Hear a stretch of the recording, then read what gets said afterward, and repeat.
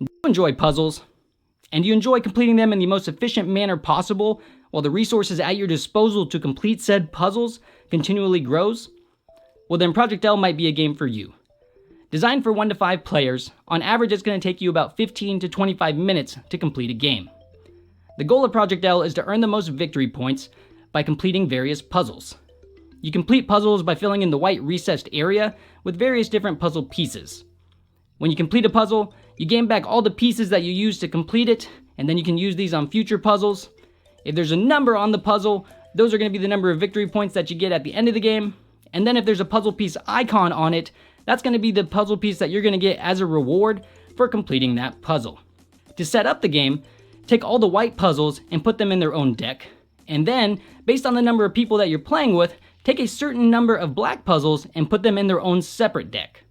Next, you want to deal 4 puzzles from each of the decks face up. Now, you want to take all the puzzle pieces that you're not currently using and place them in the reserve area. You want to randomly hand out player mats to each player.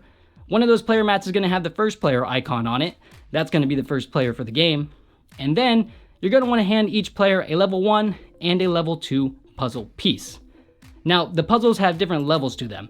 There's level 1, 2, 3, and 4 pieces, but we'll get to that in a little bit. And now we're ready to begin. The game takes place over multiple rounds, where within each round, every player takes a single turn. The end of the game is triggered when there are no more puzzles left in the black puzzle deck. When this happens, you finish your current round, and then players will play one additional round until we go to the finishing touches. Now, on a player's turn, they can take up to 3 actions. If they so desire, they can take the same action multiple times until they've done it 3 times. So, what are the actions available to you? Well, you can take a puzzle from the middle of the table.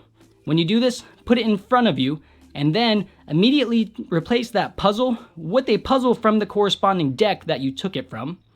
And keep in mind that you can only ever have 4 unfinished puzzles in front of you at a given time. Another action that you can do is take a level 1 puzzle piece. And another action that you can do is you can upgrade a puzzle piece.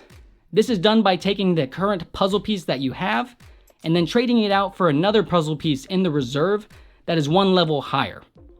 And if you so desired, you could also use this upgrade action to trade for another puzzle piece within the same level, or you could even downgrade it to a puzzle piece of a level below.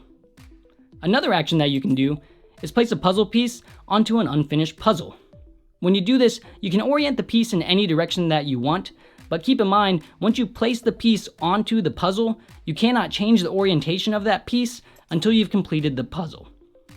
And finally, the last action that you can do is the master action. Now, this is the only action in the game that you can only do once per turn. And for this, you can place up to 1 puzzle piece onto each of your unfinished puzzles. And that's all the actions that players can do. So play is going to continue until, again, there's no more puzzles left in the black puzzle deck. When this happens, the end game's triggered, you finish the current round, you play 1 more round, and then we go to finishing touches. In the finishing touches, players can try and complete any unfinished puzzles in front of them to earn extra victory points. But keep in mind, for every piece that is placed in this manner, you will lose 1 victory point at the end of the game. Once all players are done with their finishing touches, total up all the points, see who has the most points, and then that's the winner of the game. And that, my friends, is Project L in a nutshell.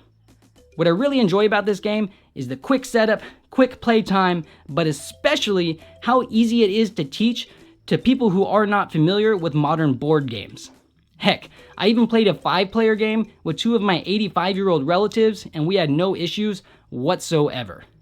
So that's all I have for today. Hope you enjoyed the video. Until next time, so long, farewell.